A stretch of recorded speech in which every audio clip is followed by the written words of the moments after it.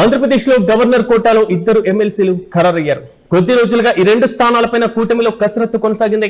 పలు పేర్లు తెర మీదకి కూడా వచ్చాయి. తాజాగా వైసీపీ నుంచి ఇద్దరు ఎమ్మెల్సీలు పదవీ విరమణతో వారి స్థానంలో తెలుగుదేశం పార్టీ నుంచి ఇద్దరు పేర్లు ఖరారు చేశారు. చాలా కాలంగా చట్టసభల్లో అడుగు పెట్టేందుకు వర్ల రామయ్య నిరీక్షణ ఫలించింది. అదే సమయంలో ఒక సాధారణ మహిళకు అవకాశం ఇస్తూ నిర్ణయం తీసుకుంది తెలుగుదేశం పార్టీ అధిష్టానం.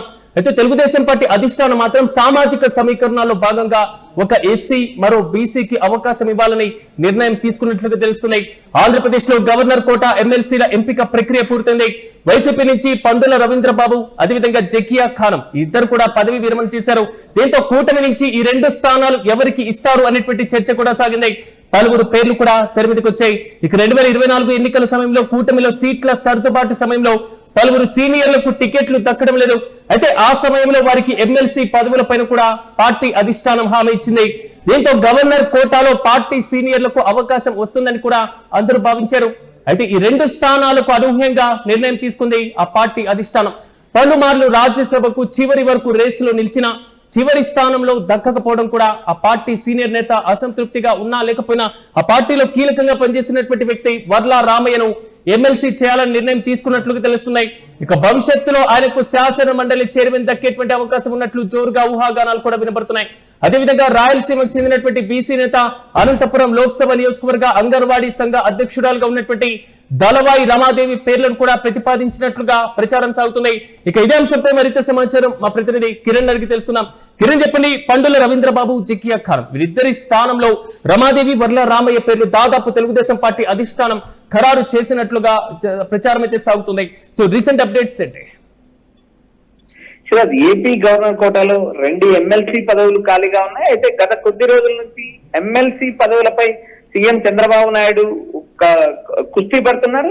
అయితే ఇక్కడ ప్రధానంగా కూటమి టీడీపీ కూటమిలో అటు టీడీపీ నుంచి, బీజేపీ నుంచి, జనసేన నుంచి ఎక్కువ మంది ఆశావాహులు పోటీ పడ్డారు. అయితే ఇక్కడ ప్రధానంగా ఉన్న పదవులు 2 పోటీ పడిన నేతలు చాటినంత మంది ఉన్నారు. అయితే టీడీపీలో పలువురికి గత 2024 అసెంబ్లీ ఎన్నికల్లో సీట్లు దక్కకపోవడం, వారికి ఎమ్మెల్సీ పదవులు, నామినేటెడ్ పదవులు ఆ సమయంలో హామీ ఇవ్వడంతో ఒక్కసారి ఈ 2 ఎమ్మెల్సీల పదవుల పైన పోటీ పెరిగింది. గతంలో రాజ్యసభ ఎన్నికల సమయంలో కూడా తీవ్ర పోటీ ఎదుర్కొన్న పరిస్థితుల్లోని ఎట్టకెలకు రాజ్యసభ సీట్లు ఖరారు చేశారు. అయితే ఇప్పుడు ప్రస్తుతం గవర్నర్ కోటాలో 2 ఖాళీలు ఉన్నాయి.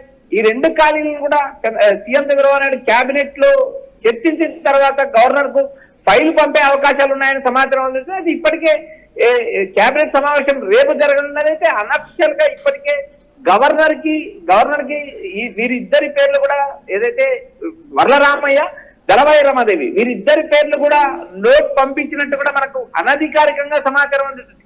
అయితే ప్రస్తుతం మనకు టీడీపీ వర్గాల నుంచి మరోపక్క మనకు వచ్చిన సోర్స్ ఆధారంగా గమనిస్తే వర్ల రామయ్య సుదీర్ఘకాలం టీడీపీలో పనిచేశారు. పోలీస్ శాఖలో డిఎస్పీగా ఉంటూ తర్వాత రాజకీయాలకు వచ్చారు. పామర్ నుంచి చాలా సార్లు పోటీ చేశారు, ఓడిపోయారు. 2009 ఎన్నికల్లో తిరుపతి పార్లమెంట్ నుంచి పోటీ చేశారు, ఓడిపోయారు. ప్రతిసారి రాజ్యసభ ఎన్నికలు కానీ, నామినేటెడ్ పదవులు కానీ వచ్చిన ప్రతి సందర్భంలో వర్ల రామయ్య పేరు తెరపైకి రావడం అత్యంత సాధ్యం. ఆ పేరు తెరపైకి రావడం, చివరి నిమిషంలో ఆయన కాకుండా మరొకరికి అవకాశం రావడం, ఇలా ఈ కంటిన్యూ ప్రాసెస్ 2014 ముందు నుంచి జరుగుతూనే వస్తుంది. రాజ్యసభ ఎన్నికలు వచ్చినప్పుడు కానీ, లేదా ఎమ్మెల్సీ పదవులు వచ్చినప్పుడు కానీ, లేదా నామినేటెడ్ పదవుల వ్యవహారం వచ్చినప్పుడు కానీ ఆయన పేరు తెరపైకి రావడం అత్యంత సాధ్యం. అయితే ఎట్టకేలకు సుదీర్ఘకాలం తర్వాత ఎమ్మెల్సీగా వర్ల రామయ్య పేరును సీఎం చంద్రబాబు ఖరారు చేసినట్టు మనకు సమాచారం అందుతుంది. అయితే ఆయన కుమారుడు ఇప్పటికే పామర్రు ఎమ్మెల్యేగా ఉన్నారు. ఇక్కడ ఉన్న సమీకరణల ప్రకారం కూడా అటు అయ్యన్న పాత్రుడు కుమారుడు చింతకాయల విజయ్కి రాజ్యసభ సభ్యత్వం ఇచ్చారు, ఇటు అసెంబ్లీలో స్పీకర్ గా అయ్యన్న పాత్రుడు సార్. అయితే జోడు పదవులకు కొంత దూరంగా ఉంటుంది టీడీపీ అంటూ పదే ప్రకటించినప్పటికీ కూడా రాజకీయ సమీకరణాలు, సామాజిక సమీకరణాల ఆధారంగా ఇటు వర్ల రామయ్యకి అవకాశం కల్పించారు. మరోపక్క అనంతపురం జిల్లాకు సంబంధించిన దళవాయి రమాదేవి బీసీ సామాజిక వర్గానికి సంబంధించిన వ్యక్తి, మరోపక్క వడ్డెర సామాజిక వర్గానికి సంబంధించిన నేత. అయితే ఆ దళవాయి రమాదేవి భర్త వడ్డెర సామాజిక వర్గంలో యాక్టివ్ గా కీ రోల్ పోషిస్తున్నారు. ఇటీవల ఓబన్న జయంతి నిర్వహించడం కానీ, జిల్లాలో టీడీపీ ఈ కార్యక్రమాల్లో పాల్గొనడం కానీ. అయితే అనంతపురం జిల్లాలో బీసీ సామాజిక వర్గాలు ఉన్నప్పటికీ కూడా వడ్డెర సామాజిక వర్గం ప్రాధాన్యత అత్యంత తక్కువ ఉంటుంది. ఇటీవల జరిగిన వడ్డెర ఓబన్న జయంతిలో కూడా దళవాయి రమాదేవి భర్త హల్చల్ చేసిన విషయం, అక్కడక్కడ విగ్రహాలు స్థాపించడం, విగ్రహాల ప్రారంభోత్సవాలు చేయడంలో కూడా దళవాయి రమాదేవి భర్త కీలక పాత్ర పోషించారు. ఈ నేపథ్యంలో భాగంగా అనంతపురం జిల్లాలో బీసీ సామాజిక వర్గాన్ని మనం ఒకసారి పరిశీలిస్తే బోయ సామాజిక వర్గం, కురబ సామాజిక వర్గం, తర్వాత ఎస్సీ సామాజిక వర్గం అత్యంత ఎక్కువ మంది ఉంటారు. అయితే ఇక్కడ వడ్డెర సామాజిక వర్గానికి ప్రాధాన్యత ఇవ్వలేదు అనే కోణంలో అటు రాయలసీమ నుంచి ఒక బీసీని తెరపైకి తీసుకొచ్చే యోచనలో సీఎం చంద్రబాబు ఆలోచించారని సమాచారం వచ్చింది. ఈ నేపథ్యంలో భాగంగా అంటే ముందు నుంచి కూడా అంటే వర్లరామయ్య పేరు మీరు అన్నట్లుగా ప్రతి పదవికి పోటీలోనే కనబడుతుంది. ఒకనొక సందర్భంలో గవర్నర్ సంబంధించినటువంటి లిస్ట్ లో కూడా వర్లరామయ్యను ఒకవేళ ఎస్సీ సామాజిక వర్గం నుంచి చూపుతారా పంపుతారా అనేటువంటి రీతిలో కూడా ఊహాగానాలు వ్యక్తమయ్యాయి. కానీ అనూహ్యంగా తెర మీదకి రమాదేవి పేరు రావడం, దీంతో పాటుగా వర్లరామయ్య అంటే వీరిద్దరి ఎంపికకు సామాజిక సమీకరణాలతో పాటుగా ప్రాంతీయ సమతుల్యత ఇలాంటి అంశాలు కూడా ఏమైనా తెలుగుదేశం పార్టీ అధిష్టానం పరిగణలోకి తీసుకుందనుకోవచ్చా?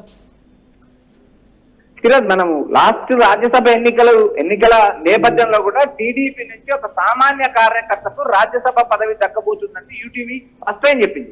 అయితే అప్పటికున్న సామాజిక సమీకరణాల దృష్టిలో పెట్టుకొని చివరి నిమిషంలో చింతకాయల అయ్యన్న పాత్రుడు కుమారుడి విజయ్కి అవకాశం కల్పించారు సీఎం చంద్రబాబు.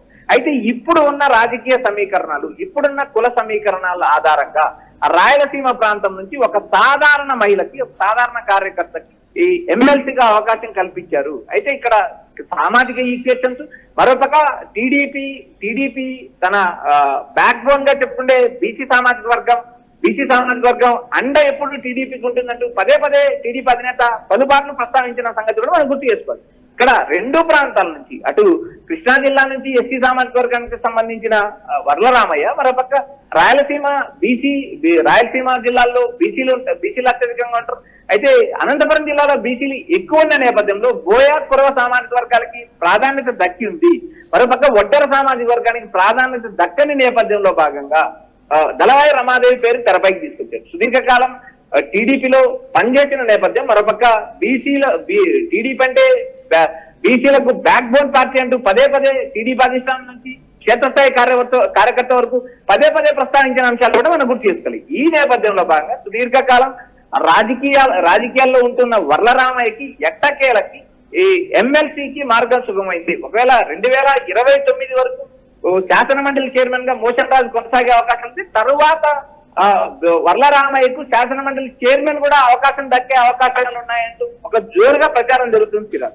అంటే కిరణ్, ఎప్పటి వరకు గవర్నర్ లోక్ భవన్ కి వెళ్ళేటువంటి ఛాన్స్ ఉండొచ్చు ఈ లిస్ట్? దీంతో పాటు ఎప్పటి వరకు ఫైనల్ అయ్యేటువంటి ఛాన్స్ ఉండొచ్చు? అసలు ఈ సెక్షన్ లో వీరు అంటే బాధ్యతలు స్వీకరించేంత వాతావరణం ఉందనుకోవచ్చా? ఖచ్చితంగా చిరాదు. గవర్నర్ దగ్గరికి అనధికారికంగా మనకు అందుతున్న సమాచారం ప్రకారం గవర్నర్ కి ఫైల్ చేసింది. రేపు కేబినెట్ లో ఆమోదించిన మరుక్షణం గవర్నర్ దగ్గర ఫైల్ అప్రూవల్ లభించే అవకాశం ఉన్నాయి. కేబినెట్ తీర్మానం చేస్తుంది. కేబినెట్ తీర్మానం చేసిన మరుక్షణం రిజల్యూషన్ గవర్నర్కి వెళ్తుంది. గవర్నర్కి వెళ్ళిన నేపథ్యంలో భాగంగా వారి ఈ డేటాను, ఏదైతే వీరిపైన కేసులు ఉన్నాయా, వీరికి న్యాయబద్ధంగా ఇవ్వచ్చా, టెక్నికల్ గా సాంకేతిక కారణాలు ఏమైనా ఉన్నాయా అనే అంశాలు పరిశీలించిన తర్వాత గవర్నర్ అధికారికంగా ప్రకటించే అవకాశం ఉంది. ఈ సెషన్స్ లో దళవాయి రమాదేవి, ఇటు వర్లరామయ్య, వీరిద్దరికి ఎమ్మెల్సీ సీట్లు ఖరారైతే వారు ప్రమాణ స్వీకారం చేసే అవకాశం ఉంది. ఈ అసెంబ్లీ సెషన్స్ లో పాల్గొనే అవకాశాలు కూడా ఎక్కువ ఉంటాయి సార్. ఎందుకంటే ఇప్పటికే ఇద్దరు వైసీపీ ఎమ్మెల్సీల పదవీ కాలం ముగిసింది. ఈ కొత్త నోటిఫికేషన్ కూడా అమల్లోకి వచ్చే పరిస్థితులు ఉన్నాయి. ఈ నేపథ్యంలో భాగంగా వీరి ఇద్దరి ఎంపిక లాంఛనమైన టీడీపీ వర్గాల నుంచి మనకు సమాచారం అందుతుంది.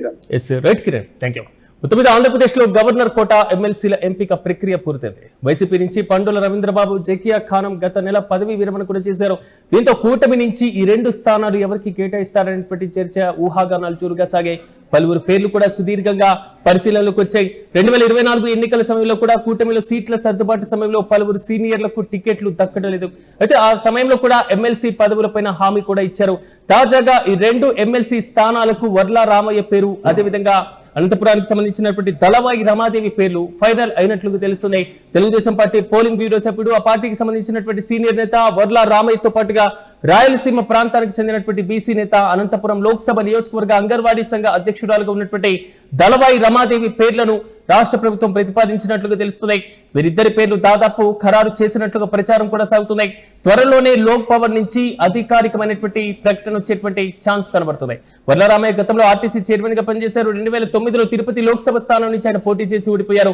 ఇక తలవాయి రమాదేవి అనంతపురం లోక్సభ నియోజకవర్గ అంగన్వాడీ సంఘ అధ్యక్షురాలుగా కూడా ఉన్నారు. సాధారణ కార్యకర్తగా వచ్చి పార్టీలో కీలకమైనటువంటి పదవి దిశగా ఆమె అడుగులు వేస్తున్నారు. మొత్తం మీద చూడాలి, ఈ లోక్ పవర్ నుంచి అధికారికమైనటువంటి ప్రకటన వస్తే ఈ అసెంబ్లీ సమావేశాలు ఈ రోజు నుంచి ప్రారంభమయ్యాయి కాబట్టి ఈ 4 రోజుల్లోనే ఫైనల్ అయిపోయి ప్రమాణ స్వీకారాల వరకు వెళ్తున్న లోక్ భవన్ నుంచి ఎప్పటి వరకు అధికారికమైనటువంటి ప్రకటన వస్తుందా అనేటువంటి ఉత్కంఠ మాత్రం తెలుగు తమ్ముళ్లలో కనబడుతుంది.